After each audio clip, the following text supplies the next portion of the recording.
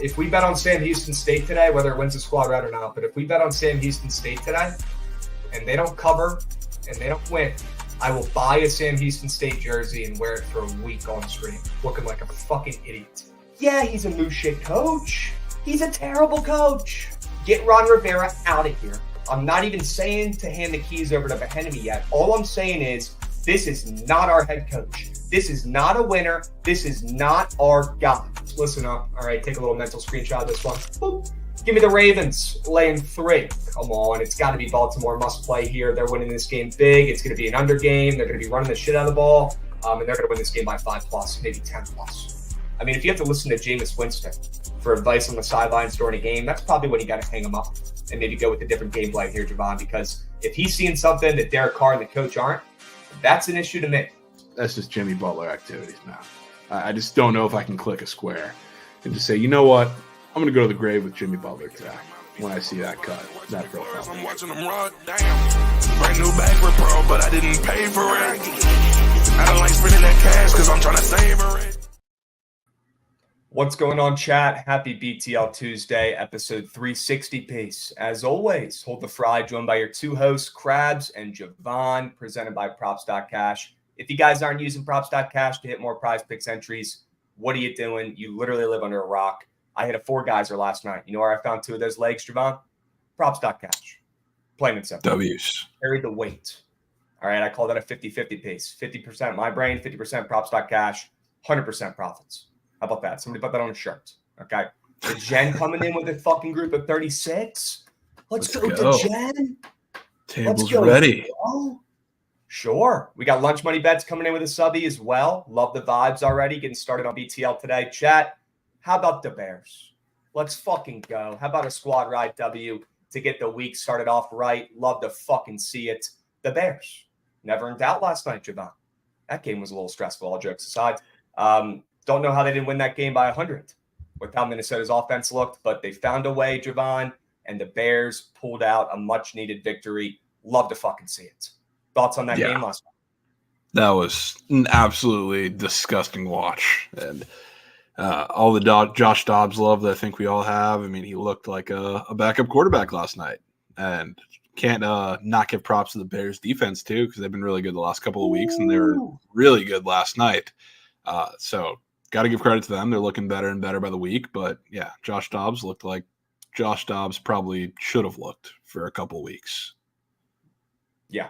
Finally regressed. How long could Josh Dobbs get away with it? Turns out up until Monday night. Officially cannot get away with it anymore. Came back down to earth. And shout out that Bears defense. I mean, yeah, they had Montez Sweat right before the trade deadline. And, you know, he's been making moves on that D-line. But it's really been that secondary, Javon, that I've been very impressed with in the last couple of weeks, especially last night. I mean, lock down secondary from the Bears. The Vikings couldn't do shit. I know they didn't have Jay Jettis, but they got plenty of weapons. Hawkinson didn't do anything. Addison went less than his yards. Beautiful day. Let's do the W recaps here from yesterday, Goots. Throw that puppy up there. Let's check it out. Sure. Fresno ML, that was piss. I don't know if you had a chance to watch that one play out, Javon, but that sucked.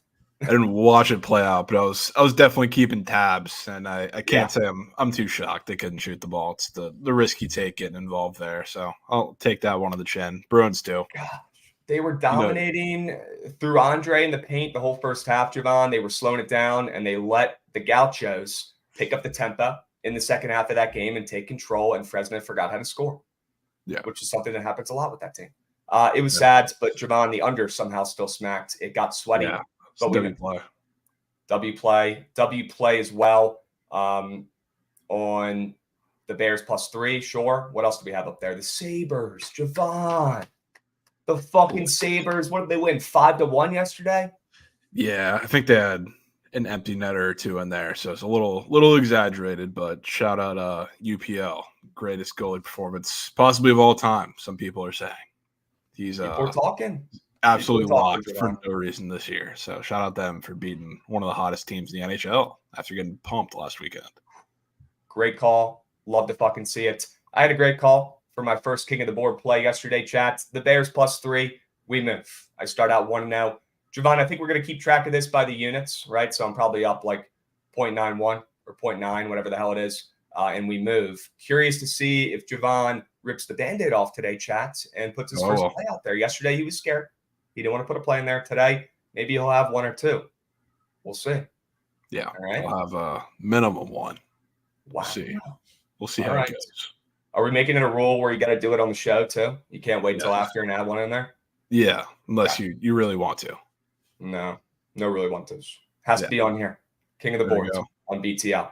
Javon, very curious to see what you like. I'm looking at your best bets right now. Have a feeling you might be going to the ice, but we'll get there when we get there. For now, let's keep moving and grooving. Javon, I got to get pissed off about something real quick. You got a second? Do it. Let's hear it. Dudes, run that shit.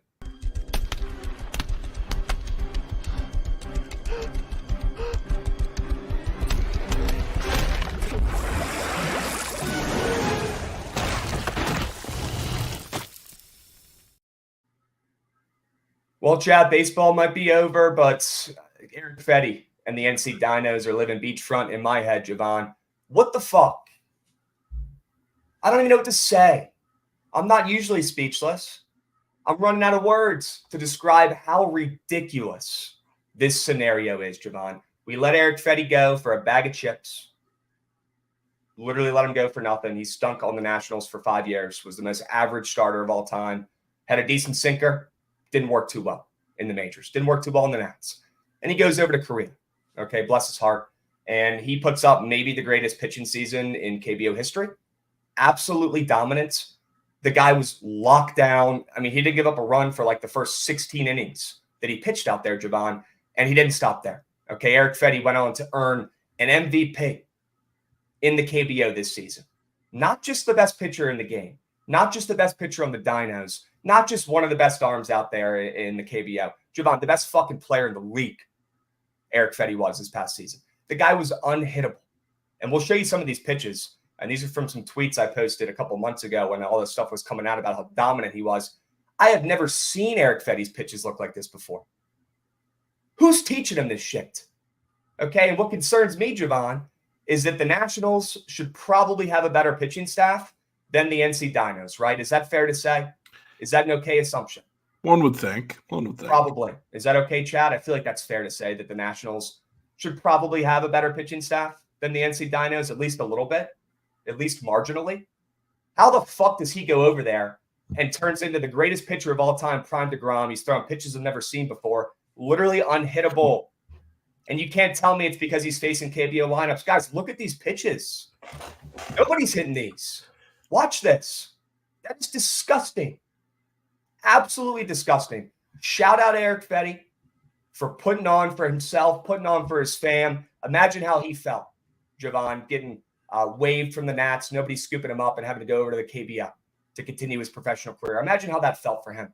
And then he goes out there and fucking shoves for an entire season. Rumor has it the NC Dinos are looking to extend Eric Feedy and give him one of the highest paid contracts in KBO history. He would be the first long-term deal from a foreign player in the KBO in the sports history. And apparently it's going to be fat. Now we'll see if he ends up coming back over here. I'll tell you what, he won't be coming back to the Nats. I know I wouldn't. If I was Eric Feedy, I'd probably pick any other fucking team. Maybe I'd even pick a team in their division just to come back and spite them. But seeing Eric Feedy shine and have this much success, Javon, after we couldn't figure out a single thing to tinker in his mechanics to make him better and make him a usable pitcher in this league, is exactly why the Nats pitching staff has been the biggest joke in baseball over the last 5 years, Javon. We can't develop anybody. All we can do is get the number one draft pick when we suck and get guys like Strasburg, or go out and buy arms like Scherzer. That's all we do. Whoever is running our pitching developmental program needs to take a seat on the couch and hang them up. This is embarrassing. God, the NC Dinos turned Eric Feedy into the greatest pitcher on earth. You're telling me we couldn't make him usable? I don't get it, man. Hats off. Hilarious. Hilarious. And the greatest fucking season ever from a pitcher in the KBO history. Of course it's fucking Eric Feedy. Cannot make it up, dudes. Hilarious timing for Feedy Pete to come in here and drop some sub bangs too, right as you're bitching about Eric Feedy. That's hilarious. Feedy Pete. 5 subbies. What's up, Pete? Sure he can. Sure he can. Pete, any thoughts on Eric Feedy and his unbelievable season? And will he be in pinstripes next year? Let me know. We got Noel the hater coming in hot with a subby. Love to see it, Noel. Keep hating, my man. Keep subbing. Love to see it. All right, Javon, let's move. Let's groove. I want to talk about some college football conference championships, some of these odds, some of these lines. Before we pivot, though, we got to shout out props.cash and our boys over there. Guys, I cannot emphasize enough how much this fucking app has helped me hit more Prize Pick slips. It really is that simple. Check it out. See it for yourself. I'm not hitting 4 geysers in one game unless this freaking app exists. It's cheap. Go check it out for a month. Use our promo code BOOKIT. If you don't like it after a month, you do this crazy thing called canceling, and you end up only spending 10 or 15 bucks, and then you don't use it and you move. But I have a pretty good feeling that once you check it out and start using it, it's going to be in your repertoire for labbing. Okay, it does all the work for you, chat. It picked 2 of my fucking squares for me in that 4-piece last night. Plain and simple. Go check out props.cash. I promise you won't regret it. Use our promo code BOOKIT for 25% off your first month. Okay?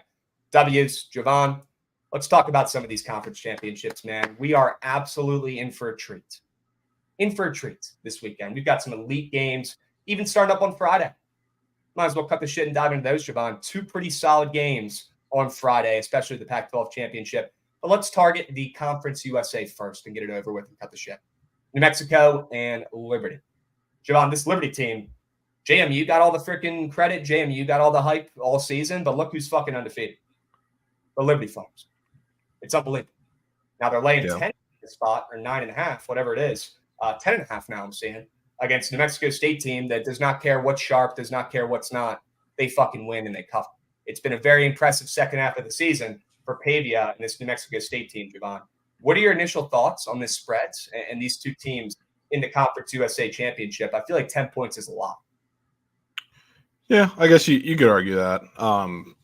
It's tough to say with the way the first game played out that I would expect like too much of a difference because I think they won that game by 17, 16, somewhere around there.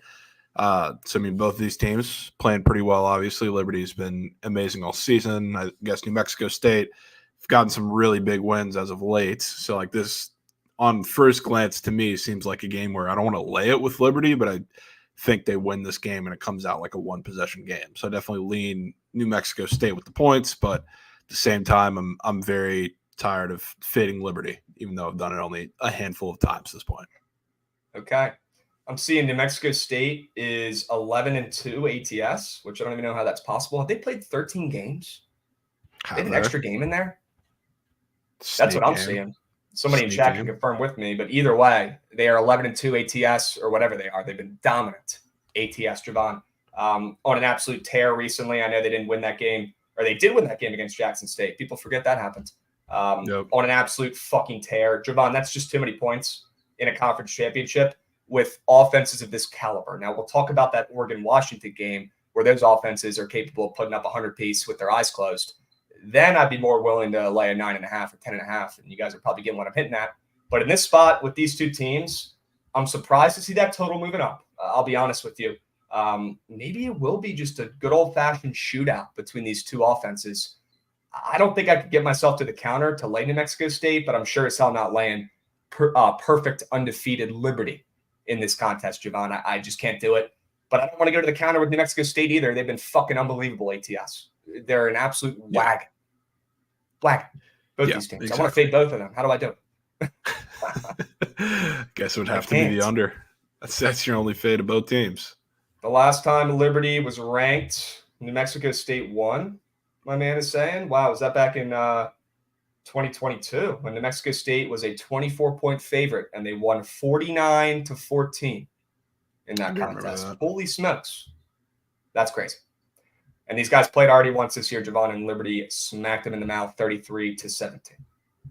All right. Yeah. Spread in that game was 9.5. They covered. Now we're seeing the spread only up to 10.5. I mean, how much more are they going to make it? How much fatter can they make it in a conference championship? They probably can't. So it's probably about right. Okay. Yeah. Lean New Mexico State, I guess, but I'm not going to get to the counter with that one. I'll tell you that right now. No chance. Let's talk about the game we're definitely going to be betting on. Oregon versus Washington. Javon, this game is fucking crazy. The spread is even crazier. 9.5 against an undefeated Washington team who's already beaten Oregon once this year. But anybody with half a brain cell left who watched that first game between these two teams could tell you that Oregon should have won that game. They went for it on fourth down, I think 3 times, didn't get a single conversion there late. And if they just got one of those, they probably would have ended up winning that game. But they didn't. And that gives us an even better spot for this Friday night matchup in the Pac-12 championship where Oregon's now laying 9.5 after opening up a touchdown favorite. Javon, I don't know how much more telling that spread could be. It's getting to the point where it's so telling that even the squares are climbing aboard. And even they're saying, hey, even I noticed this, guys. Hey, look, Oregon. They're laying 10 points here. I got to take this. Even they're getting on board, Javon, and I'm starting to get scared, and I don't like it. You feeling the same way with this one? I feel like everybody's climbing aboard the Ducks. It's definitely a little more, I guess, square climbing aboard than I would have expected initially, but I'm not getting scared off because I think this is, even if we go back a handful of years and the times that I've been betting / paying attention to lines in college football, it's probably one of the most telling that I've ever seen in this game. So I really am not too concerned with it. This is an amazing story. I love Michael Penix. I love Washington. They are 12-0 going into a game where this is essentially like if we had an 18 playoff, this is pretty much a game in the first round between these two teams, you can say, because the winner should get in. Obviously, if Oregon wins and you have a couple arguments between Texas and Alabama, if they both win, it's a little murky of a conversation, which we'll get into in a second. But this is a play-in game, essentially, and you're getting the undefeated Cinderella story at 10 points. I mean, give me a break. I will say, though, like, as much as I love Michael Penix, you can't watch him the last couple of weeks, really the second half of the season, and say he's been good, because he hasn't. He's been put up numbers because it's pretty impossible not to in that offense, but every big play, he's just chucking up a bad ball to a really good wide receiving core. And Oregon, their secondary, has gotten it's gotten healthier and very much better throughout the season. So there's a pretty obvious angle in there that this is one of the better defenses they've faced over the course of the season, and a defense that has been very good at making plays on the ball in the secondary. So if you're going to see these little jump balls that honestly, Penix last week should have had at least 3 to 4 picks, somehow manages to do that every week where he comes out with 1 or 0. That's not going to happen against Oregon. So I think there's a pretty clear reason why you're seeing 9.5 here, which is crazy. It is crazy. I mean, you're right. And guys like Kyrie Jackson really stepped up for this secondary in Oregon, number 5. Absolute studs. This team has just gotten so much better, and they've aged like a fine wine, just like Bo Nix's college career has. It feels like it's meant to be, right? It's a very fitting ending to Bo Nix's career here where, once again, he loses a game he probably shouldn't early on in the season to the same team. The guy's been beaten down his whole career. He's been roasted at Auburn for years, people saying he wasn't good. Even when he first got to Oregon and he put up an absolute legacy first season there, he was still getting roasted, saying he wasn't that guy. After a loss to this team early on this year, extremely fitting and meant to be storybook type ending here for Bo Nix, in my opinion. And that's the kind of stuff that pays and plays in college football. And we see it occur right in front of our eyes. I've already seen it, is what I'm trying to say. It's happening. Bo Nix is going to carry this team into the college football playoffs, and it starts this Friday with an absolute dick kicking it on the Washington Huskies. They're going to keep their foot on the gas the entire game. I don't care if they're up 40 points. Oregon wants to destroy this Washington team that made Oregon seem like a joke for the last month and a half until people finally got back on the bandwagon the last 2 weeks when Bo Nix has just been unbelievable. I'll take my coins on Bo Nix against Michael Penix, who at one point people acted like was the best QB in football for 2 weeks, and then he started throwing picks. Remember when they were talking about how great he controlled the ball and kept it safe and secured at the beginning of the season, and then he threw a pick in every single game down the line? Crazy. Yep. Not a lot of Michael Penix gas recently. Crazy how that happens. Look, I don't want to just stuff the kid in the locker. He's going to be an NFL QB. He's a beast. He has had a crazy college career, transfer in, played a bunch of places, just like Bo Nix. Similar story, too. But it's time to give Bo Nix the credit he deserves. And they're going to get a big-time fucking win here. He is the best quarterback in this matchup. He might be the best quarterback in college football. Not saying he's going to be the most talented quarterback in the NFL. That's not what I'm saying. But the best college quarterback right now, it's Bo Nix. It is. That guy sits in on the coaches meetings. He might as well be on the staff at this point, the season vet. Bo Nix will not choke. Bo Nix will win this game by 14 plus.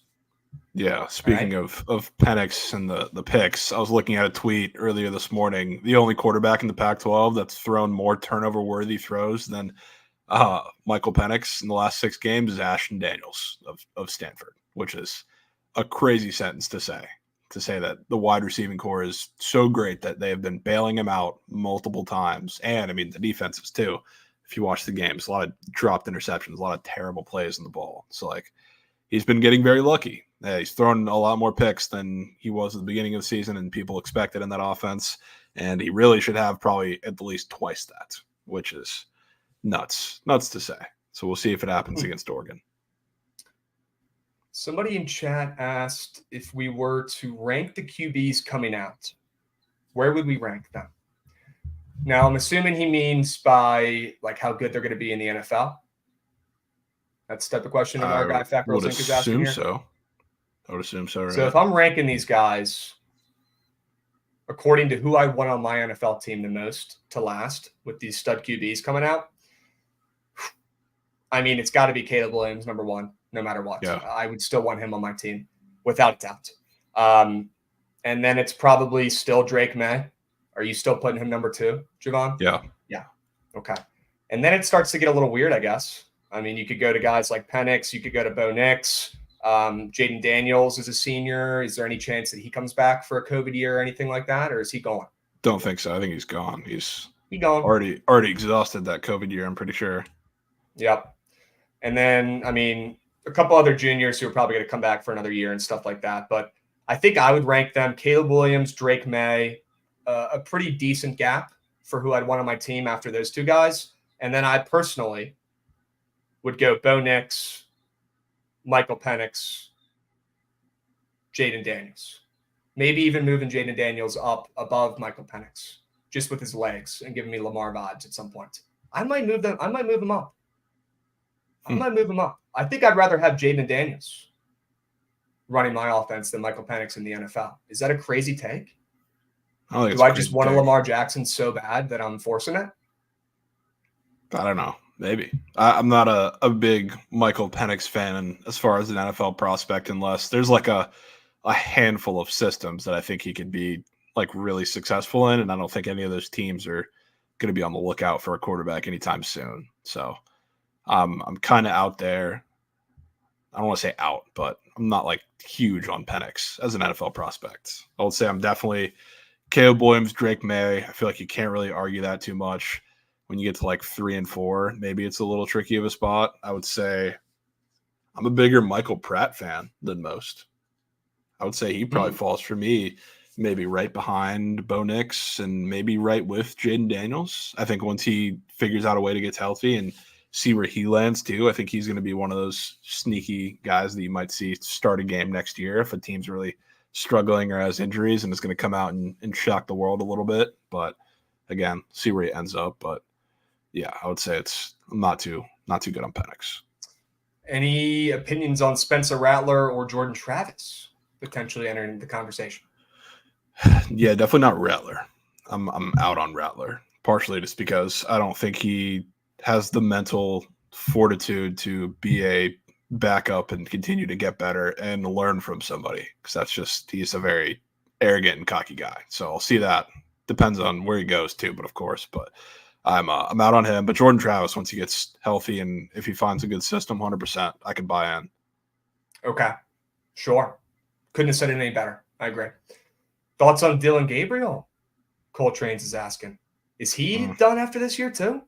Yeah, I don't know. He's kind of like a little more consistent of a passer, I would say, than Michael Penix, but I feel like they're pretty similar game style. Not just because they're lefties who sling the ball down the field, but I don't know, not the greatest NFL prospect in my eyes either.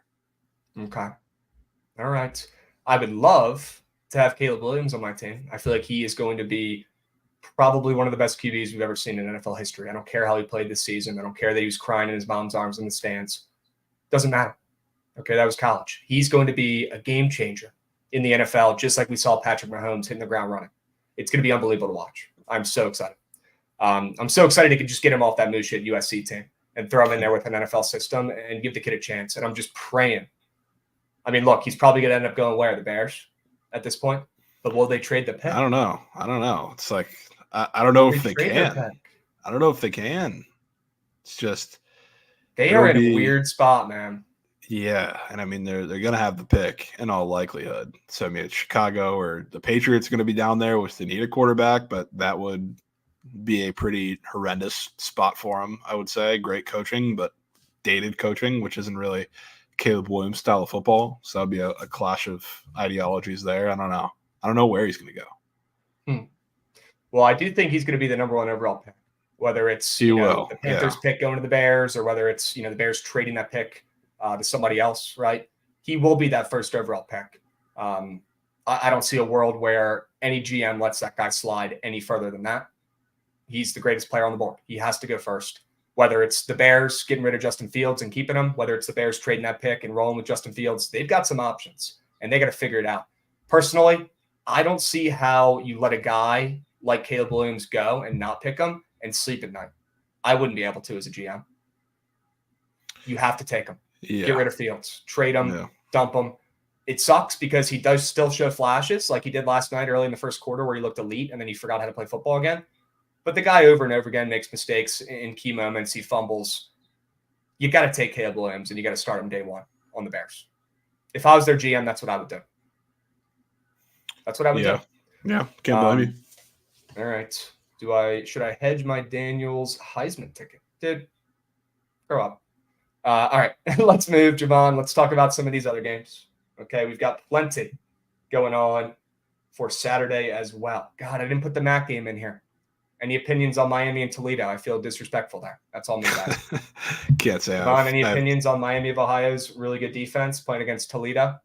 Yeah, I mean, I think they're going to slow them down. It's like I wouldn't mind playing an under, which I guess is at 44, which is probably pretty indicative of how this game is going to go. But I don't really have too much in this game. Okay. Yep. Give me the under in that game. I'm looking up the splits right now as we speak. It looks like the under has 30% of bets and 76% of the handle right now on the green book. It's early, crispy. But those splits are looking sharp. Crispy I'm splits. liking that. Could be an under. I like the spread moving from 8.5 to 7.5 for Miami of Ohio, a team that's not typically in this MAC championship. Typically, Toledo is. Recently, in recent years, they've been pretty decent. Would not mind a stab at Miami of Ohio on the spread. Would not mind a stab at that under. I think those correlate pretty evenly. That Miami of Ohio defense, by far the best in the MAC. And with that total coming down 2.5 points already, good sign for those boys up there. Okay. I like this Miami of Ohio team. They talk a lot of shit. They back it up, though. Remember they were roasting the Miami Hurricanes early on in the season talking shit? I know they lost, but lost by a lot. Got some confidence. They got some confidence. They do. They play strong. Nikki, we will do this after we go over all these conference championship games. Okay. All right. Miami of Ohio in the under there. Javon, we've got, what is that? Boise State and UNLV in the. I mean, we might want to go back up first and not skip the. Don't forget about Texas Texas. Game. Yeah. Oh, all right. Go back up to Texas. Go back up there. Oklahoma State and Texas. Sure. Javon, I don't want to see Texas in the fucking college football playoffs, and I don't even know why. I think I'd rather just see Bama in there. I don't know. But we've got Big 12 championship, OK State versus Texas. This one's going to be good. This Texas defense, one of the best defenses I've seen down there probably ever, to be completely honest with you. Maybe the best defense I've seen down there in my existence, to be honest with you. OK State, 9-3. Nothing special. Spread moved from 10.5 to 14.5 for Texas. Are they rolling in this spot? We know they're going to try to win by as many points as possible no matter what because they want to make the committee happy and throw them in there. So they're not going to keep their foot on the gas. They're not just going to try to win this game outright. They're going to try to win this game by 1 million. But are they going to be able to? It's funny you say that because I think that's why this game is going to be close because they're going to have to play with style points. Whenever they play their best football, they play relatively conservative football with the run game, which was Jonathan Brooks. Now it's CJ Baxter. I think they're plug and play very similar. They'll probably have a little bit of success against that front because they're just more physical than pretty much anybody in the Big 12. We've seen that all year. Oklahoma State, though, probably defensively, I would say one of the bigger challenges, if not the biggest, that they've had to face outside of Oklahoma, maybe in the run game. So I think they'll stop them a little bit there. But again, when you're playing a game that's going to have to be like an aerial attack to some degree, that screams Quinn Ewers' mistakes in this game. So like he's been pretty good when he's had to game manage in games that they've won by a lot recently in the last couple weeks, and even dating back to the beginning of like the TCU game or the beginning of the game against Iowa State where they were playing, low scoring and not really pushing the ball downfield. Like that's where he's at his best. They can't really afford to play a game like that, which is exactly why I think Oklahoma State, they got Alan Bowman, who is very familiar with Texas, and I can tell you he's certainly going to be motivated after his years playing at Texas Tech and choking a couple of those games. I certainly think they keep this one relatively close. C has arrived. She's here. Yeah. They can't beat the Frogs. Can't beat the Frogs. Gabriel Heisman, can't wait for him to play Saturday. Who's TCU playing this weekend? It's all right. It's all right. What are they? Lauren, 8-4 against Texas. Keep Private talking your 10,000. shit, Lauren. Keep talking your shit. I would be too. All right. Love it. Yeah, this game, I think the spread is so fucking fat. It's making me want to take Texas. I'm not gonna lie to you. And Lauren, cover your ears and chat. We know what happens to Texas in these big games. Okay, it doesn't matter the sport. Doesn't matter what year it is. Okay, they're notorious melters. And hey, I can't talk. I'm a Hokie fan. Our middle name is Melt. Okay, but Texas in big spots, man. Is that who you want to be having your coins on? But I cannot ignore that spread moving and grooving and that total moving up a little bit too. I think gun to my head, I'm going to play Texas here, but I don't think I'm going to get to the counter in this game. Yeah, I just see Quinn Ewers slicing and dicing this OK State defense. I think if they win and cover comfortably, it's not going to be because of him. Like it's going to have to be because the ground game is dominance. Okay. That's the only way, because it's going to be from Oklahoma State's side. I can tell you early in that game, it's going to be a heavy dose of Ollie Gordon, as it should be. And if they're able to control the clock, control the ball for a little bit of that game, that is trouble for Texas. I mean, I would love to see Texas in the playoff. Because I would love to see them in instead of Florida State somehow, some way if Louisville pulls it off. But if they play Georgia, that would be a dream, absolute dream. I'd love to see it. So Okay. I'd like to see them in, but I think this one's going to get close. It's worth noting that OK State has actually pulled off the upset in this game the last 2 years these two teams have played. OK State back in 2021 as plus 3.5 dogs, won outright. And then last year, OK State is plus 6.5 dogs, won outright as well. I'm sure the Longhorns remember that. I'm sure that their coaches are not sleeping all fucking week prepping for this game. Can't. That goes for both sides, though. Yeah. It does. I just think I lean Texas in the spot with that fat-ass spread. And I typically don't like backing Texas in big games or big spots. But right now, that's where I'm leaning. Probably not going to get to the counter, though. Yeah. All right? Sure. Dubs. What else? What other games we want to talk about here? Boise, UNLV? Any opinions on that one, Javon? Boise firing their coach a couple weeks ago and still getting to the Mountain West Championship? Dude, it's impressive, I got to say. It honestly is impressive. It's also impressive Yeah. how shitty this conference is now. God, I remember back in my day watching the Boise State Statue of Liberty, watching the running back propose to his girlfriend, cheerleader on the sidelines.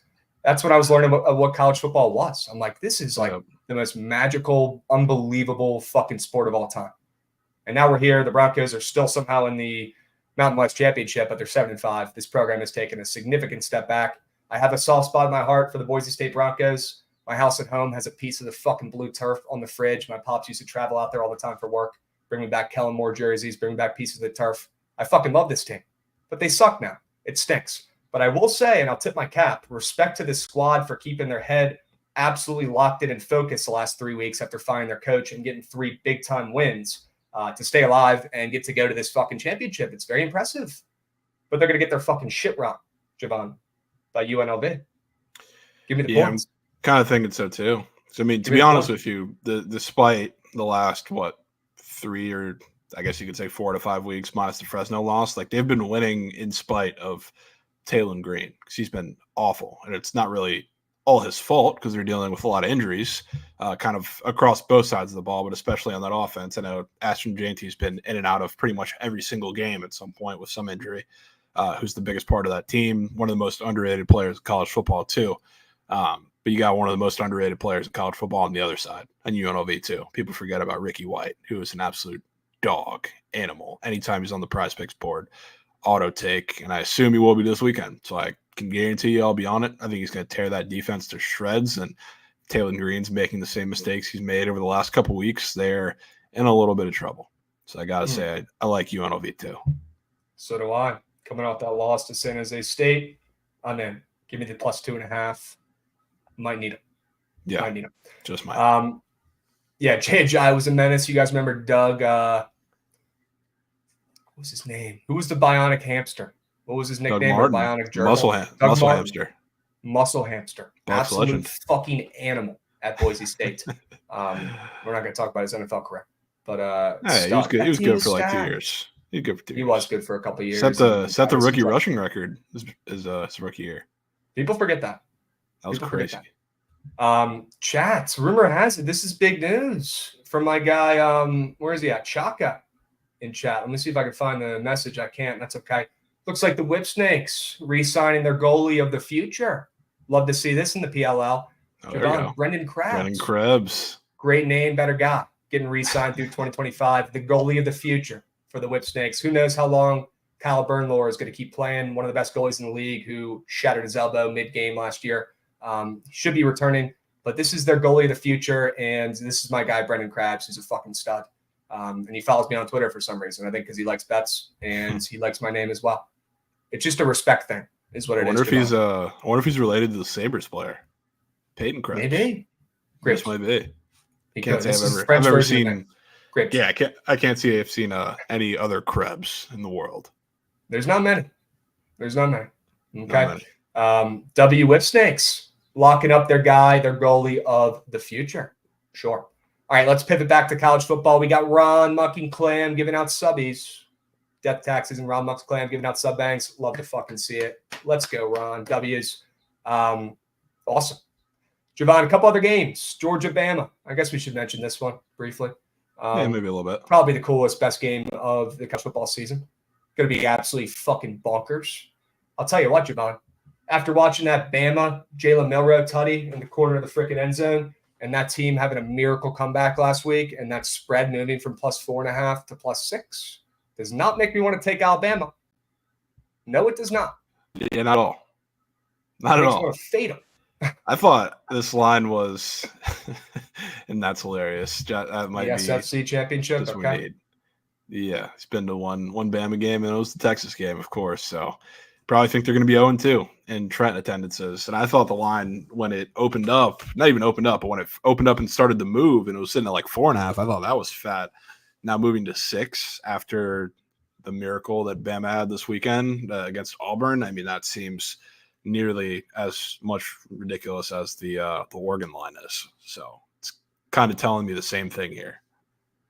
Pull up Trent's most recent tweet, Goots, if we can. Recent tweet.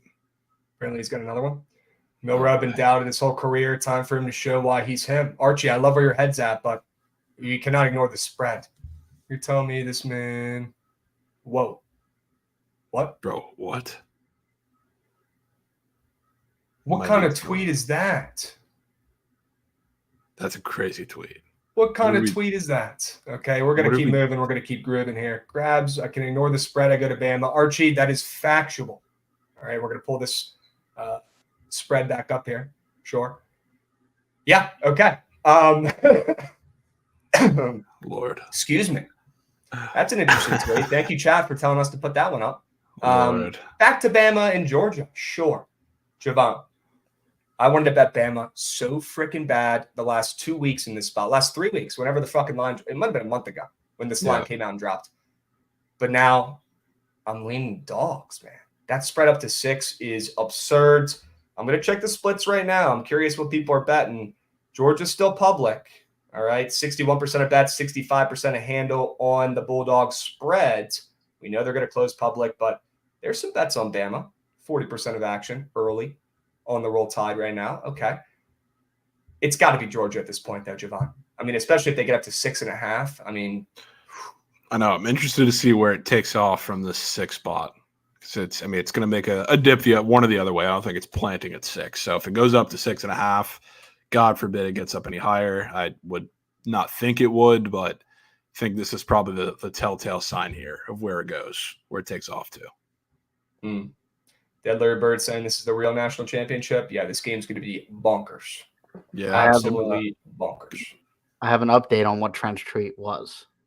Goots. Sure. Apparently, Corey Perry is on the Blackhawks, and the rumors are that he banged Connor Bedard's mom. Bruh. Sure. And apparently, Corey Perry is away from the team for the foreseeable future. Yeah, I saw that. Maybe there's some reasoning behind that. Wait, they're on the same team? Yes. They were. Well, yeah. Maybe not anymore. Wow. Sure. Yeah. Whoa. So he's probably ripping puck tonight for sure. He might be ripping puck. He's ripping, man. And that's crazy, Feedy. That's crazy. All right. Well, that's an interesting story going on right now. And we'll just let that sit. Okay. Javon, this total has come up a little bit here. I think about a point, half a point maybe, on this total in the SEC championship game. Are we getting points? I think we might. Kind of indifferent because, I think at some point you're going to see Georgia's defense lock in. I especially don't love fading them after they didn't look fantastic last week against Georgia Tech in that game. But this just has the makings of a super exciting game one way or another, and I could see it being a back-and-forth affair that Georgia wins by a touchdown. Yep. I really wanted to bet Bama all fucking month, and now it's ruined. Now it's got to be the dogs. I'm getting to the point where I don't even know if I want to lay the 6. Maybe I just want to do a little parlay with Georgia, ML, and something else. I don't know. I got to do some thinking here, chat. That spread moving is living rent-free in my brain. It really is. Let's talk about SMU and Tulane here, Javon, real quick. You were gassing up the Tulane QB earlier. You think they put it on SMU here in this spot?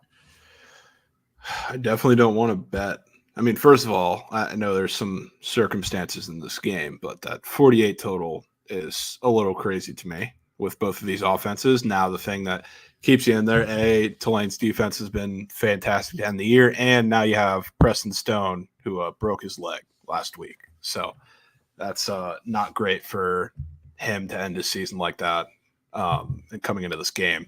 But kind of think I want to buy the bad news with SMU.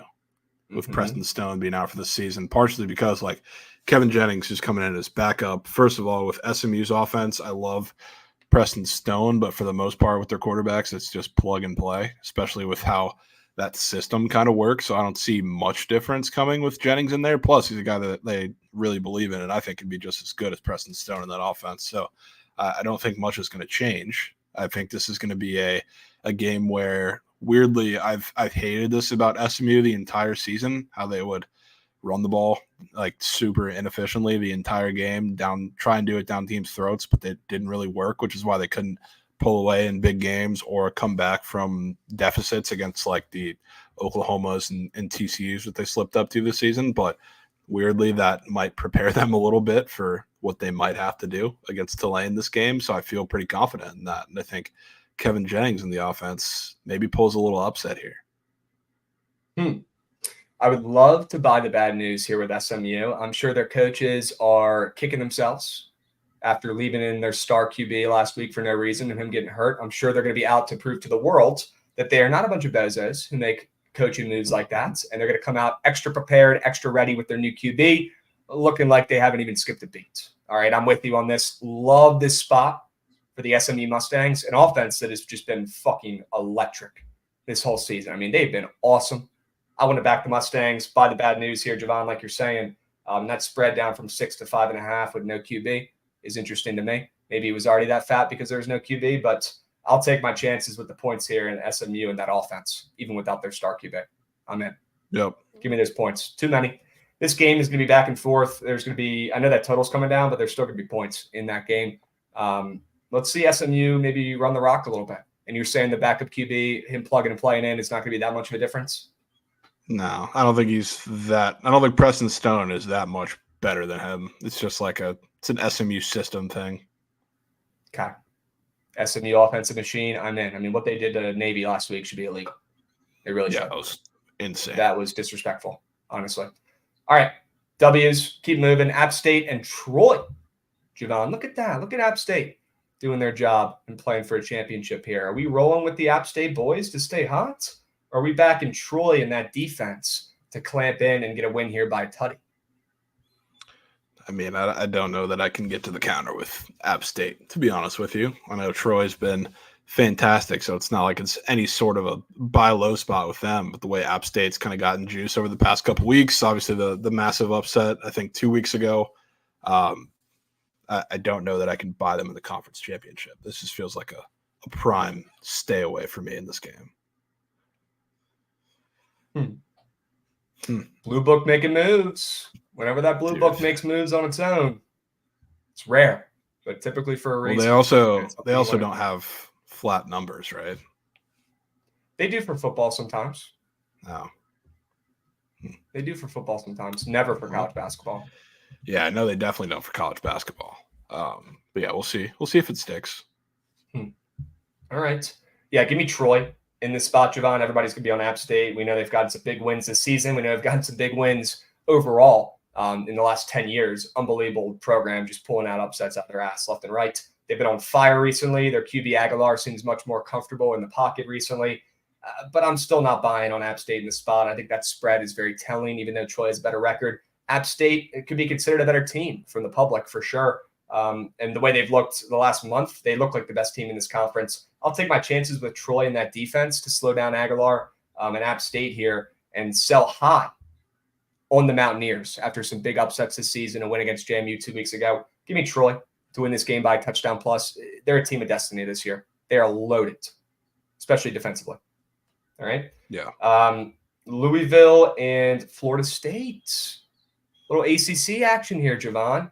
It sucks because now we don't got Jordan Travis. And Louisville, still a dog in this spot. Now, Louisville did have an embarrassing loss last week, Javon, right, to Kentucky. So it makes sense, I guess, why they're getting a little bit disrespected here, but they got to go against Florida State with their backup QB. What are your initial thoughts with this spread? Trying to distance any sort of bias in here because I think I speak for a lot of people saying that we don't want to see Florida State in because, frankly, if they get in and they have to play, I guess it would have to be either Georgia or Michigan in all likelihood. They're getting absolutely destroyed. So it's a waste of a playoff game. But this is I would love to back Louisville. I don't think you can really make them a favorite, especially coming off of that loss last week. I know Florida State looked terrible in the swamp for a majority of that game. Started to wear down the defense late. Florida made a couple critical mistakes, a couple massive penalties too. So, I mean, if they're going to do anything, like it's going to have to be in the run game for Florida State. They didn't have any sort of downfield attack for 99% of the game against Florida. It's not really going to change with Rodemaker in. Which I kind of trust Louisville's defense to hang in that aspect in the run game. So I would love to take Louisville, but I don't know if I can push the button because I'm keeping the bias out of it. Kind of like a square under here in this spot. What's up, Jete? Yeah, he is coming for blood. Kind of like a square under here. I don't know if it's square. I think it kind of might be. 43% of bets, 84% of handle. Some big old bets being dropped on this under. That total is dipping. I like the under. It might make a little sense with the backup QB of Florida State and that Louisville defense, but I don't care. I don't see points in this game. I don't see Louisville putting up points in a big spot with their rookie coach and their, QB there for his first year at Louisville. I know he's a veteran coming over from Purdue, but doesn't mean I'm going to be buying him against Florida State in the biggest game of his life. And then Florida State with their backup QB in that offense, I'm not going to trust them against a Louisville defense that just got embarrassed last week against Kentucky. So I think I'm going to bet or back both these defenses and bet the under in this game between Louisville and Florida State and enjoy the shit show of a game it's going to be. Yeah. Don't forget that we're deadlifting cars. People do forget that. They do. We cannot forget that. And that does give Louisville an edge here in the trenches. I do. I give them an edge. I haven't looked at any rankings. I don't need to. I saw that team flip over a car. Their O-line and D-line, they get an advantage. It's not rocket science, folks. They all we need. Cars. All we need. Have we been hitting bets? We have been hitting bets, Lord J666, especially squad rides. All right. Louisville did flip a car. Yeah, please do not forget that. Dig that. That's the kind of team I'd want my coins on. A team flipping cars over and helping out the community. Okay. I don't think Florida State's flipping any cars over, helping people out. No. Bad karma. Gambling gods, never forget that stuff. Okay. Awesome. And then one more game, Javon, Michigan, Iowa. I don't want to talk about it much. People forget I called Iowa going to the conference championship here before the season. I did not know that team would be this fucking offensively inept and still get here. Honestly, pretty impressive. I will say it is. From the Hawkeyes. It's pretty impressive.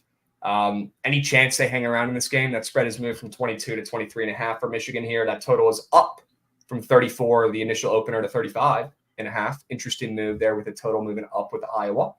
Probably because they're playing Michigan's wagon of an offense. Thoughts on this total? Thoughts on this spread? 35-0. That's my thoughts. Jesus. Michigan? Lay it? Yeah. I mean, I feel like it's not a crazy take. I don't see them hanging around this game. I think they're going to get dominated from kick to finish. It's the reason why Vegas doesn't even think they're scoring a touchdown in this game. Because they're not. Yeah. I think they get a field goal at the most. Iowa team total under. That could be the play. Could be. Keep it simple. Yeah. Let's see what they're at right now. 7.5. The under is minus 210. Okay. Yeah. Good luck. What? The 6.5 is around a pick'em-ish. Okay. So I guess Vegas thinks they're getting 2 fucking field goals. Okay. What? Or maybe they get a late touchdown and go for 2, and then it comes down to that. Oh, that would be disgusting. Unbelievable. Are you thinking about laying Michigan here? I am thinking about it. Probably going to get there too. Okay, sure. Don't let them get hot. Might be too late. And you're going to pack them on the spread instead of that team total under, you think? Yeah, probably going to go 23. Okay. All right. Yeah, that is a crazy line for a conference championship against 2 ranked teams. I don't care how good Michigan is. I don't care how fake good Iowa is. That is crazy and very telling. Okay, stay off Iowa this week, folks. That's all you need to know. Okay. Awesome. Javon, we just powered through all the conference championships. I would love to pick your brain for 5 minutes and talk about who we think is going to the college football playoffs after dissecting all these games. Okay. Look, is Georgia getting in no matter what, whether they win or lose this weekend? Yeah, and they probably should. Okay. And I think I agree. I think they've earned that right. I think they played much better of late recently. I think their young QB has really grown in front of our eyes, at least minimally, at least enough. And that defense is still elite. And them winning, 2 championships recently, it gives them enough where I think they put them in no matter what. They've earned that right. They are a dynasty at this point. Put Georgia in no matter what. Are we thinking right now Georgia does win that game now? Let's just talk through this. Okay, yes, so I Georgia think they wins win that game, eliminates Alabama, gets them the fuck out of here. Michigan, I'm assuming, will be coming in still at number 2 here. Yep. Have to, after they absolutely obliterate Iowa this weekend. So they'll be locked in at number 2. Okay. Now is when it gets weird. All right. Florida State, we think they're going to lose. And if they lose, they're out. Right? Yeah. Is that the prediction we're making here? I think it is. I think it is. Florida State out of here. Hate to do it, but it's what we have to do. And honestly, that might be some bias because I just don't think we want to see Florida State in that puppy. That's what I think. Like in the back of my head, like I won't lie, I have a feeling that they somehow figure out a way to win that game, which would be super frustrating. And the exact reason why I'm probably not going to get to the counter with Louisville, but I don't know. One of those between Washington and FSU will not stay there. I actually feel a little more convicted about Oregon beating Washington than Louisville beating FSU. Okay. So Florida State loses. That makes that easy. Oregon wins and absolutely obliterates Washington. We move them up into the playoffs. Who's in at the 4 hole? Is it Oregon or is it Ohio State? It's not sneaking in there. Can't be Ohio State. And I'm interested to see, I guess, tonight, because they have the CFP. I'm interested to see how they rank Oregon, Ohio State, and Texas, because I think that'll be pretty telling on if it comes down to that, which in all likelihood it very well might if we have Georgia, Michigan, FSU, and then the race is really for that 4th. It's going to come down to those 3 teams, which I think the only relevant discussion should be Oregon versus Texas. And I obviously don't really like Texas, but it should be Oregon if the debate is between those 2 teams. I think the eye test pretty clearly tells you that, and their resume definitely tells you that. It's a lot stronger than Texas is, even though Texas does own probably the best win of any team. So the only head-to-head I think Texas should win is if it comes down somehow, some way to them versus Alabama, which that would be a crazy scenario in the first place. But that's what I think they should win. But I think Oregon do. How Ohio State shouldn't be in? Is that a actual question? Like, actually? Seems like Scarf wants an explanation here. He does. I mean, what has Ohio State done? Their best win is against Notre Dame, a team we got 30-balled by Louisville. That's a borderline ranked team. Other than that, they haven't looked good against really anybody. Like their resume doesn't even sniff to Alabama significantly better than them, Oregon significantly better than them, Texas significantly better than them. So if we're talking 1-loss teams, those are all 1-loss teams with 7 times the resume as Ohio State. And like if you have a brain and you've watched the game and you're just not an Ohio State slurper, you can't come up with a legitimate argument that Ohio State is anywhere near as good as those teams. There's not. Okay. There's not. So, if Georgia's in no matter what, and we think they're going to beat Bama anyways, they're in there number 1. Michigan dominates this weekend, and they're number 2, locked in. Washington is no longer relevant. Ohio State's no longer relevant. Florida State is losing to Louisville this weekend. They're no longer relevant. It's Oregon and then Texas is how it closes out here then, right? Should be. Okay. If Texas takes care of business and gets a win. Yeah. Yeah. I mean, I think they do. I think it'll be close, but I think they do. Okay.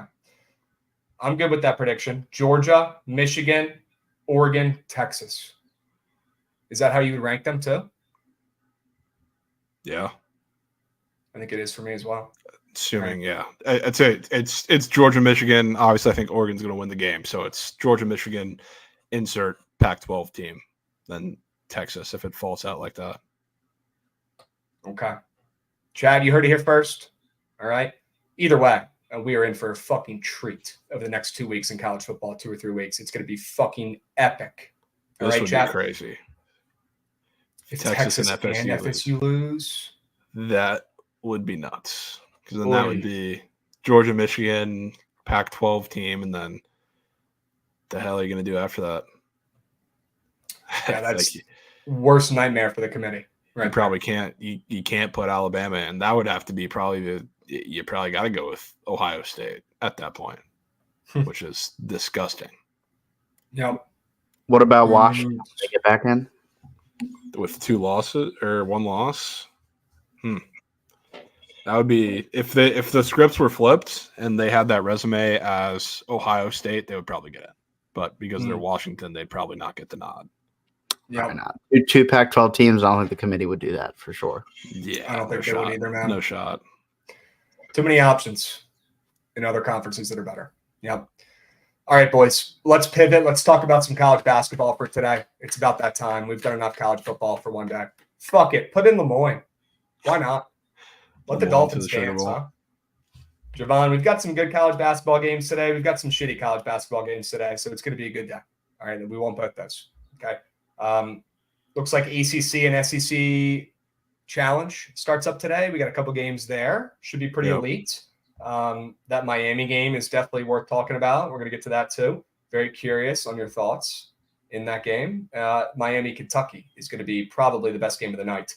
Mizzou, Pitt, I've got my eyes on. I see some best bets down there for you, Javon, as well, that you've got on the hardwood for college basketball. So let's just dive in and cut the shit and start with some of these earlier games. Any plays in these first 3?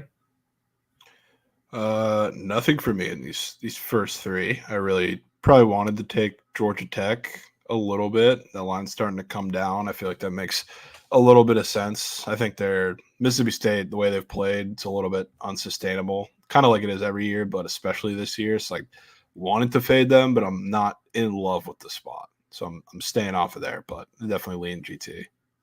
Okay. I'm with you. I lean Georgia Tech as well. Not in a rush to bet it at all. Let's keep scrolling down here. Do not want to get involved with that Maryland Rider game at all. Cincinnati and Howard, we could talk about here real quick, Javon. Thoughts on Howard getting 11 points? We know what happened last year when Howard welcomed into Power 5 school. They beat him in the same spots. Do you think they do it 2 years in a row when they welcome in Cincinnati tonight? I don't know if they beat them, but it seems like I think this game will be relatively close. I'm just not sure they can hang with them for a full 40. So, like, if I wanted Howard, I'd probably play them early in this game, give them a little first half action because I do think they're going to get worn down, especially from I guess on both sides. Cincinnati's got a lot of shooting this year, which is a little bit surprising defensively. Just overall, I think they're a little bigger, match up a little better with Howard. So I think they probably pull away late in this game, but it'll be a pretty cool game to watch. I definitely advise anybody to watch any of these games that are at Howard when they host a big conference opponent because it's always nuts. Yep. Cincy coming into this game 5-0. Very impressive after losing a star like Landers Nolan on their team. They lost a lot of pieces, brought in a couple guys from the portal. Howard as well, very veteran squad. They brought in some pieces from the portal. We've talked about them too. They can hang, and they're coming off a nice big win against Mount St. Mary's, where they only beat them by 4. Cincinnati, on the other hand, I mean, they've been smacking teams. John, they just destroyed a Georgia Tech team. They destroyed a Northern Kentucky team before that. They've been laying it on some of these squads, man. I mean, they've been putting it on. This Cincy team can score. You are right.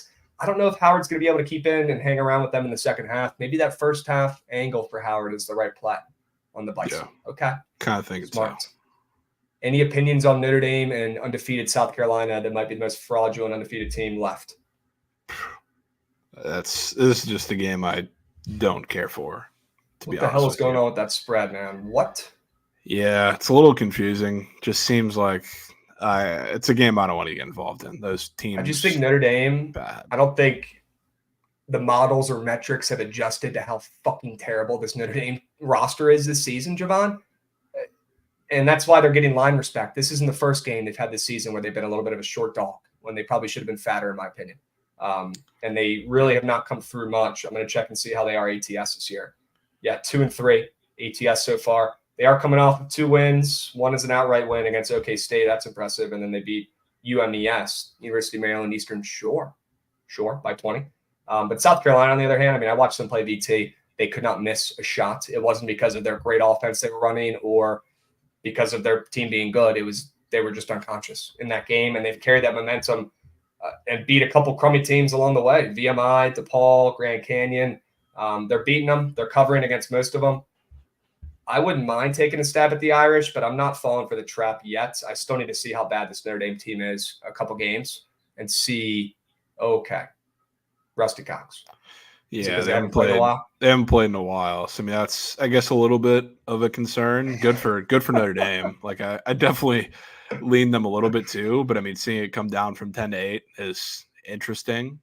I guess you could say. Rudy's saying he saw it at 14. I got to check the data. Yeah, I don't know if I saw 14, but that's crazy 10. if it did for a sec. I saw 10, but the thing with this is like, I guess I still look at it and I see 8 as a good bit of line respect after South Carolina was just like 5-point dogs to Grand Canyon in their last game. They won outright. So, I mean, I have a tough time looking at this game. Yeah, I'm not seeing any 14s, at least on like the recreational books. I'm seeing a lot of 10s where it opened up, but maybe it did on like Pinnacle or one of the first books. Yeah, maybe briefly. Either way, though, weird line movements. Keep this game out of my slips. Keep it out. You want to talk about LSU and Syracuse and that line moving from a pick'em to Syracuse being a small favorite here? Sure. Yeah. Yeah. What are you thinking about this game? Are we going to see Syracuse start to get back on track here with their new coach and no Boeheim? I mean, they're coming off an absolute offensive masterclass against Chaminade when everybody was trying to fade them and say that they have nothing to play for, and they put up a 105 burger against them before they headed out of Maui. Now they're back, and they're playing an LSU team that has had some decent wins recently, right? They beat Wake Forest. They beat North Texas. I guess that was kind of a tough game. They beat North Florida, who was a team they should have beaten by more, but they still got it done. Are we buying low on the Syracuse team after they put up 105 burg? Are you interested in this LSU squad getting a couple points? Where's your head at in this game? Oh, I want to take Syracuse in this game because the way that you beat Syracuse is you kind of have to dominate from the inside, which not saying like LSU can't do. Like, they're at their best offensively, like when Will Baker is not having to play like he's Shaq, like he likes playing on the outside, stretching the floor a little bit. It's like they can play with like him on the inside, and he's like going to get his on the inside. But when their offense has flowed like that this season, stuff like the Nichols game happens. So like I kind of think Syracuse and their defense is in a pretty decent spot here. And I know Chaminade, but I think they figured a couple things out in that game a little bit. So I'll be interested to see kind of how that continues to trend for them. And I think the line pushing here when there's a lot of Go Tigers love out there is pretty interesting. Go Tigers. Yeah. Okay. All right. So you're taking Syracuse. You're buying low. You like what you saw out of that nice 105 burg against Chaminade? Sure. I mean, you and me could have probably grabbed a couple buckets against that team. Yeah, I mean, definitely. Okay. I'm checking the splits. I want to see what people are betting in this game. Yeah. Looks like LSU getting 44% of bets, 52% of handle on the spread. So, sure, Syracuse, a little bit public. If you look at the MLs, though, 58% of bets, 72% of handle on Syracuse. So, big bets coming in. Sure, they're a little bit public. They're going to be their favorite. They're home. But maybe not as public as we thought. And maybe it's good we're seeing those split discrepancies with how fat the handle is. Not like Trent to take a day off. Snell, you're a fucking beast, dude. Trent will be on here in 20 minutes. Don't you worry. Please drop in and chirp him. It makes my day when you come in here and chirp Trent. Yeah, 2 times. 20 minutes he'll be on. All right. Yeah. Absolute stud, the GOAT. I'm so excited to see where the hell he ends up, bro. Oh, my gosh. Yeah, there's Trent chirping him back. Why does he have to be locked? Snell doesn't have to be locked right now. He can do whatever the hell he wants. Literally just won his second Cy Young.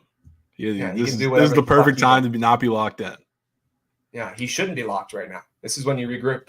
Yeah, he's Snell, man, hop back in 20 when Trent gets on and chirp him, please. Okay. There's good. Trent is a sick. Unbelievable, bro. Unbelievable. Snell, we had some people in the community who took your Cy Young tickets before the season and cashed out pretty well. So W's, you are a extremely liked guy in this community, probably the most, to be completely honest with you, for the baseball guys. Yeah, so that's keep facts. doing your thing. Keep proving people wrong. Love your attitude out there. You've been fucking killing it, and you're only getting better. And honestly, if you come to the Nats, I'll take you out in D.C. and you'll have the night of your life. Okay, we'll go hit decades. We'll hit the clubs. The Nats could really use a front-end lefty. You could teach Mackenzie Gore a thing or two. All right, I know that shit ain't happening. God damn it. And we got a Paddle Watt sub bang, giving one out to Snellzilla. Sure, W's Paddle Watt. Love to see that. I had to give him a Nats sell job there. I couldn't. Yeah, resist. figured you had to. Had to I can't do it with Had to my try. team, so you got to do it. Yeah. I don't even open your mouth. Yeah, he's right. already been at Tampa. Unbelievable. Let's keep moving. Let's keep grooving. Let's find some college basketball wagons. We like Syracuse. Let's keep scrolling. All right. We're not betting Southern Illinois and the Salukis. We're not betting Western Carolina or Tennessee Tech. We're not betting Charleston Southern or the Citadel, unless Javon's got a sneak nuke there. I thought about Charleston Southern briefly, but just so briefly. But we cashed on that team a couple times last year. People forget. We did. 3-point wagons, bunch of Steph Curry's out there. It's facts. Sure. Love it. All right, William and Mary, Norfolk State. That's a Virginia rivalry of the Knights, but I'm not even going to talk about it or bet it. Wagner, Providence. No opinions there for me. Let's keep scrolling. Here's a game. Let's just skip to the big boy. Cut the shit, Goots. Let's talk about Miami and Kentucky's. All right. Oh, would you look at that? Miami getting disrespected on the line once again. What's new? Miami's unbelievable. They really are. But they're getting 6.5 here, Javon, against Kentucky, who's already gotten a loss. What does this line make you feel? Doesn't make me feel much because it feels like the same thing Really? we've seen with Miami for, I don't know, really since the beginning of last year. So I definitely don't want to get caught up in fading Miami, especially when I don't know if there's any new injury news, guys coming back with Kentucky, but if everything stays the same, I don't know who is stopping Omier on the inside. Like, I think he's going to absolutely grub, which takes a lot of the pressure off the guards needing to be incredible playmakers for them to stay in games and that, make ridiculous shots like we've seen since the beginning of last year too. So like if Omier's in there feasting, taking the pressure off of them, obviously there's going to be points in this game, whether it goes over that number of 164 or not. I would not mind. I mean, really, I don't want to bet Miami just because it's super, super square, but I would not mind taking a stab at them just because I don't want to lay it with Kentucky. There's no way Trent is bringing up individual home runs. Dude. Against the guy who just won the fucking Cy Young. Crazy. There's no way he's keeping receipts and name dropping specific home runs that were had. Dude. Trent, dudes. I don't know if this is a battle you can win, Trent. The only bomb I've given up was to Zuna. Yeah, and that guy's a piece of shit now, so it doesn't count. Doesn't count because that guy sucks. Unbelievable, this exchange right now. It's making my fucking day. Are you laning with Kentucky? No shot. No shot. I'm good. Because we've seen this movie before and we're not falling for that trap again, right? Yeah, especially when there's I can't say there's been like many times where Miami's been in like a, I don't know, anti-sharp spot, square spot, whatever you want to call it, against teams where they actually have like somewhat of an advantage down low. And yeah, hilarious comment. He's literally a 2-time Cy Young. And he's getting chirped for 1 home run. 2-time champ, 2 rings. That shit stank, don't it? Ooh. Unbelievable, bro. Literally the greatest pitcher ever. And Trent's finding something to bitch about. That's it right there. I wouldn't expect anything less, to be honest with you. Like, Baltimore is a beautiful city, just to let you know. He ain't going to Baltimore, dudes. Or just stay in San Trent needs Diego. to get his coffee. I will say though, Snell said the only bomb he's given up in Ozuna is from Ozuna. I remember that, and that was one of the hardest balls. I was at that game. It was one of the farthest balls I've ever seen hit in my life. I told you it doesn't count though. Insane. It doesn't count, but it literally hit like the banner in left field in the drop. No, like all jokes aside, it was off the roof. That was crazy. Maybe one of the only mistakes of the year. Yeah, it happens. One of the very few. Snell, bro, who is the guy you'd want to face least at the plate right now? Who's the guy who goes up to the plate and you're actually thinking, okay, this guy's good. I got to really be locked in here because I know you dominate everybody right now, but there's got to be a guy who steps up there. Like, is it freaking? It's probably not a lefty. Maybe it is Azuna after that home run. Is it a guy? Who's your kryptonite? Snow? What if he just tells you? What if you look in chat and you see Keibert Ruiz? What do you do? Nobody, honestly. I don't like facing my friends. Okay, that makes sense. Judge, I hate facing. Judge. Oh my gosh, bro. I don't blame you, Snow. I don't blame you for wanting to fade him or wanting to face him. Okay, that's my dog. Snell says. Sure, we'll leave it at that. We'll leave it at that. Unbelievable. There's no way you just said Aaron Judge out of all the names. That's just what you wanted to hear. Snell is a vibe, bro. All right. Adamas, I hate facing. Sure. Really? Goats. Snell, bro. I don't know if you're going to like this or not, but Javon is probably one of the biggest Rays fans I've ever met in my life. He is. I'm going to call him out for it. A little bit. He is. He misses you. He talks about it sometimes. He does. Yeah. I'm about to be missing him and Glass now. Soon. Yeah, Glass now's gone. They're not going to pay him? They're going to trade him. What are you doing, man? They're going to trade him. But you see where the rumors are sending him to? No, what are they saying? The Reds. Why did Kevin Cash take you out, man? Goots, get out of here, man. Get out of here. Stop, bro. Oh, bro. Unbelievable. He loves Tampa, though. W's. Yeah. W's. He gets it. Yeah. If we get a Glass out of Cincy, I will shake hands and be good with it. Yeah, you'd be okay with that because I know that's your second team, but all right. W's. What a fucking day in chat today. Guys, this is why you fucking watch BTL. This is why you watch the Surge Stream. Okay? Fucking love it. Javon, we're running out of time, though, here, man. Yeah, we are. We got to get a squad ride cooking. We got to get through these CBB games. Let me talk about Mizzou for a sec. All right, I want your opinions on this. Mizzou has yet to cover. They're going up against a Pitt wagon who's been unbelievable ATS so far this season. We did snipe a bet against Pitt already this year and faded them and got a win big time. I'd love to do that again tonight. I'm a little bit worried about Connor Vanover in Mizzou. He only played like 6 minutes in the last game, Javon, and I don't know if he got benched. I don't know if he's hurt or what's going on, but something's up with Connor Vanover. They're not letting the kid play right now. So maybe he's not earned his minutes yet, but something's up there. It's sketching me, Javon, because they're going to need a big body in the paint to slow down this Pitt team who has a center who's been playing really well. I forget his name. He's got two of the same names for first and last. It begins with a T, and I'm blanking on it. God damn it. But he's been balling in the paint for Pitt, and I'm worried that if Vanover is not going to be able to go out there and give him minutes, is Mizzou going to be able to hang with this Pitt team that has a lot of big forwards who are very physical and then a very good big man as well has been heating up? Yeah, Ferduca. Yep. This guy. Yeah. I mean, I don't know. I don't know that you want Vanover to play big minutes in this one. It's like they need a little bit of size, but I think they need athleticism more than anything in this game with like not just Federico, but like Blake Henson in there as well. I mean, I assume that you're going to get the classic backcourt there, which doesn't really apply to him, but Zach Austin's probably going to play some more minutes at the big too, which more athletic guy than size guys. Like I don't think Vanover playing more minutes really helps them all that much in this game. It's like I don't mind it. Sure, bro. Sure, Trent. Yeah, Trent. After a chop, you wouldn't even know the pitch even came yet. Dude, you'd be standing there being, all right, you throw it? Yeah, you'd be like, I just did 3 times. I think I have like a solid like three straight run rules against Trent in the show. He can't even hit Blake Snell on the show on rookie mode, but he thinks he can take him 450 after a chop, I bet. Unbelievable. That's a video I need to see. Yeah. Snell versus Trent in an at-bat. That'd be fucking hilarious. Javon, thoughts on Mizzou? You think they need to maybe not play as big today and be more physical to be able to hang with those forwards down there at Pitt? Yeah, probably. So, I mean, I don't love Missouri, but I don't hate it either. Okay.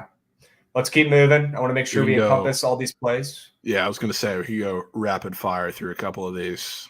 I like Little Rock, -2. I don't know why they're favored against Ball State, but they are. They're going to get a win today. Love it. I like UL Monroe right above them against Northwestern State. I think they're going to dominate the paint too. But we can move. Northwestern State lost all their freaking guys. Fade them. Take them to Monroe. Pretty small too. Okay. Do you like McNeese today?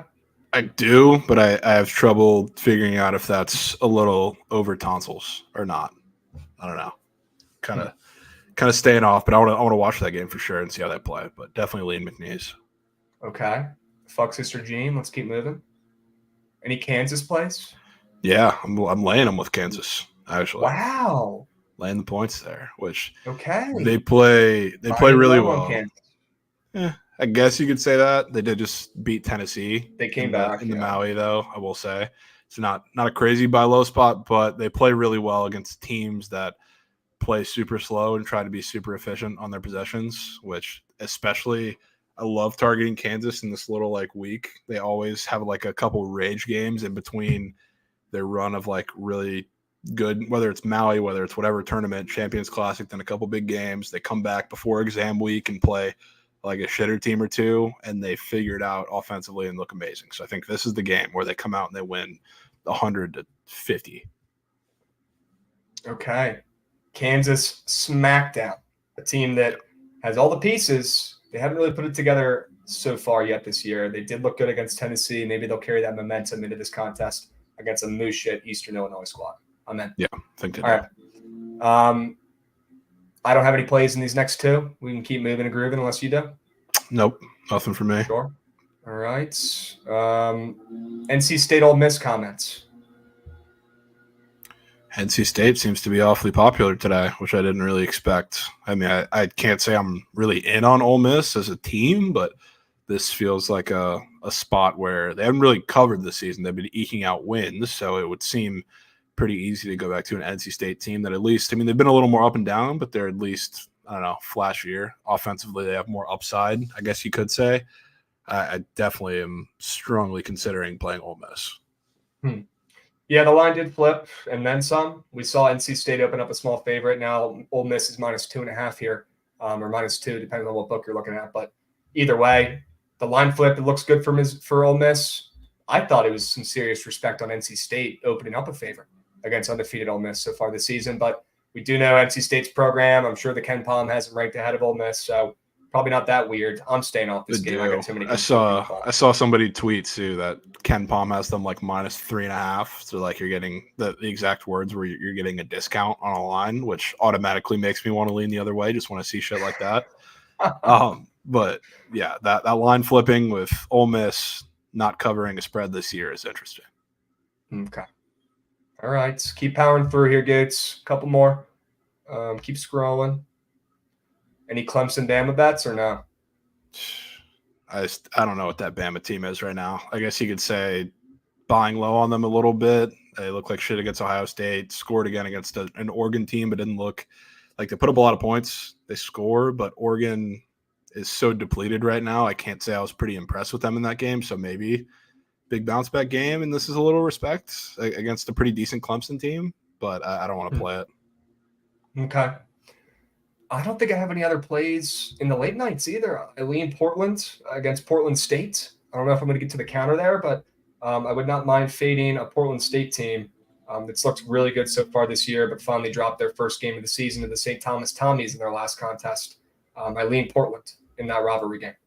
Portland owns them. Yeah, I like that spread coming down. Yeah, there's probably nothing left for me either. All right, let's start crafting the squad ride then. All right, Goots, run that shit.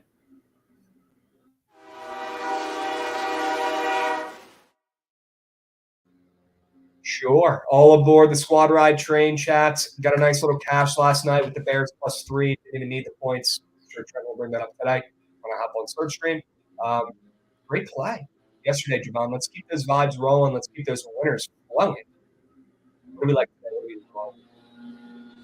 I mean, we haven't talked too much about the ice. I see you have a play, the Wild coach narrative. You have a play on the ice. Looks like they just fired their head coach, and now they are a -160 favorite against St. Louis, I bet.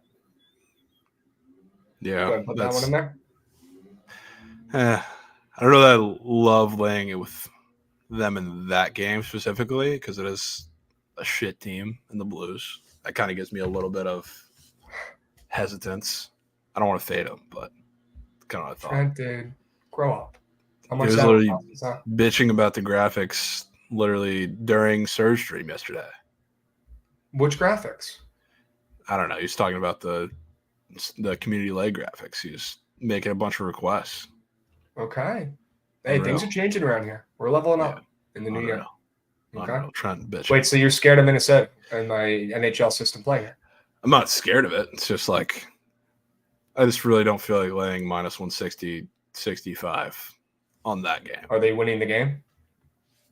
They probably are, but I don't think the price is incredibly telling because it is the Blues, who have been horrendous. They're playing a little better recently, I guess, but I'm not really sure what to do with that game. I mean, they've won 3 of their last 5. They're 11-8, and they're going against Minnesota, who is on a crazy losing streak and just fired their coach. I don't really see a world where Minnesota should be a favorite in this game. If you think I'm wrong, tell me that. I think they should be a favorite. Maybe you can argue that they should be a little lower of a favorite. That would be fair. But okay. Yeah, I don't have a problem. Ben likes Blues team total under and said take wild next game. Also, yes, Daniel is the GOAT. All right. Yes. He makes the best graphics in the fucking game. All right. Well, I guess you don't like fun and you don't want to take Minnesota, so we're going to pivot. Let's go to the hardwoods. Let's find some college basketball plays. Sure. Syracuse. Sure. I'm in. Okay. Hold on. We'll go Syracuse. Do you want to put Mizzou in there? It's up to you. It's your play. Put him in that puppy. Mizzou plus 6.5. Kansas. Yeah. Minus 38.5. Jesus. Hilarious spread. What about your hockey plays, Ray? Yeah, I like the Stars today against the Jets. The Jets have been sneakily one of the hotter teams in hockey, and the Stars very up and down. Definitely haven't been great as of late. And you do have Hallebuck in net, who is fantastic, but also coming off of a shutout, which is a spot where I love to fade goalies coming off of the next play. And the Stars, weirdly, when they play these teams that are going to play a little tighter defensively, and when they go on the road, that's kind of when they've been at their best. So I like backing the Stars here, especially coming off of 2 straight losses to the Flames and Knights, 2 physical teams, and giving up 7 in that game against the Flames too over the weekend. So it seems like a pretty prime spot to sell the Jets. So that's what I like there. And then Oilers, kind of same deal. Vegas has been bad as of recently, and a lot of it's been, I don't know, like if you watch them, they're not great defensively. They're giving up a lot of chances, but there's a lot of low scoring in their games. And when I look at the way the Oilers are playing right now, I felt weird taking the ML because they've been pretty dominant, but I just want to back goals because Vegas, they've been playing pretty tight defensively. A lot of that's come on their goaltending lately. Like if you look at a lot of their games, there's somebody with a goal or less in like their last 4 games, whether it's them or the other team. Most of the time it's been them. But now I look at the Oilers team total over 3.5. Yes, they've scored a shit ton of goals recently, but not even getting like close to plus money for that is interesting. I thought it would be a little closer to like plus 100, maybe minus 105, and I'm seeing minus 115 and probably going to continue to climb off the rip, which is weird. And they are coming off a back-to-back against a physical team in the Flames last night, Vegas is, which I love fading teams off of that. Okay, let's put we'll put Dallas ML in there, and I want to put Minnesota ML in there, bro. I want to put. It's fine. You can veto. It's fine. All right. Chat 5 plays, 5 winners. You have 1 minute to lock in your squad ride votes. Syracuse minus 1.5, Mizzou plus 6.5, Kansas minus 38.5, and then we're heading to the ice. Dallas ML and Minnesota ML. 5 plays, 5 winners. Hurry up, go, go, go, go, go, go. There's actually no time today. You have 1 minute. Hurry up, go, go, go. Get your fucking picks in. We need 100 votes. I want to see them with my own eyeballs. Get them in. All right. Who's winning this puppy? The Stars are? Okay. Sure. Stars early lead. Sure. Minus 110 to minus 120. On the after looking at the comments, it's reminded me a lot of the Rangers yesterday. Is it? Yeah. Okay. Saying why are you putting your coin on the Sabres? They're a shit organization who put up 11 SOGs in 1 game.